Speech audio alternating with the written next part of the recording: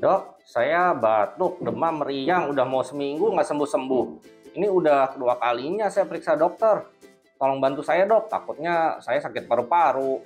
Saya periksa fisik, lab, dan ronsen parunya dulu ya Pak. A few moments later. Nah Pak, dari pemeriksaan saat ini paru-paru Bapak masih aman. Dan kalau dari hasil lab darahnya sih sepertinya ini lebih ke arah infeksi virus ya. Atau kalau istilah medis tuh kita sebutnya ILI atau influenza-like illness. Ini lagi musim memang Pak, infeksi saluran napas tipe ILI ini. Jadi maksudnya saya kena flu biasa atau gimana dok? Nah, ILI itu bukan flu biasa. Kalau flu biasa, Bapak tuh pasti nggak bakal demam tinggi dan sembuhnya lebih cepat. Untuk ILI sendiri itu penyebab virusnya macam-macam ya Pak. Misalnya COVID gitu, masuk ILI juga coronavirus ya. Metapneumovirus ya, parainfluenza, rhinovirus, dan juga RSV atau respiratory syncytial virus. Semuanya gejalanya mirip-mirip. Untuk pencegahan supaya kita nggak kena ILI juga mirip-mirip Pak. Ya balik lagi lah ke zaman pandemi COVID ya, kayak pakai masker, jaga jarak kalau ada ketemu orang sakit.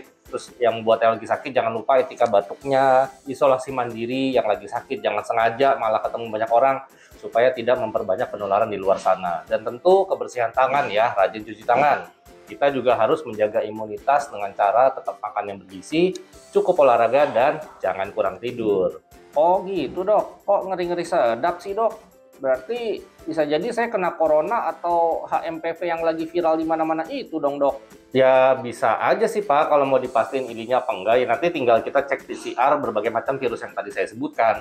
Tapi ya jujur aja itu jadinya buang waktu dan buang banyak biaya ya, padahal terapinya sama aja, cuman terapi suportif kalau cuman infeksi virus, nggak pakai antibiotik. Nah kalau untuk Bapak sendiri dari gejala dan pemeriksaan fisik, kondisi Bapak ini masih kategorinya gejalanya ringan ya, karena nggak kena ke paru-paru. Infeksi virus yang ringan itu maupun ILI umumnya bisa sembuh sendiri. Nah, yang mesti hati-hati kalau pasien yang kena ILI itu termasuk ke populasi yang rentan. Misalnya orang lanjut usia, atau yang punya komorbid sakit kronik, balita dan anak-anak kecil. Nah, itu banyak Pak yang dirawat karena infeksi ILI-nya bisa berat, menimbulkan komplikasi radang paru atau pneumonia. Bahkan ada yang masuk ICU karena gagal napas, sepsis, dan mengalami gangguan kardiovaskular, entah serangan jantung atau stroke, sehingga akhirnya berujung ke kematian. Waduh, tapi kok saya udah minumin obat dari warung nggak sembuh-sembuh? Saya mesti gimana dok?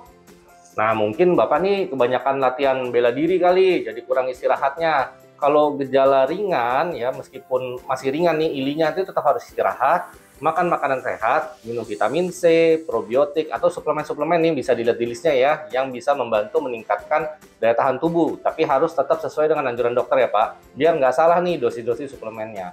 Sama ya itu seperti yang saya bilang, untuk mencegah penularan lebih lanjut, jangan deket-deket dulu deh sama populasi yang rentan ya, khususnya orang tua yang lanjut usia sama yang punya komorbid Pak. Kasihan nanti ketularan orang tuanya terus jadi pneumonia.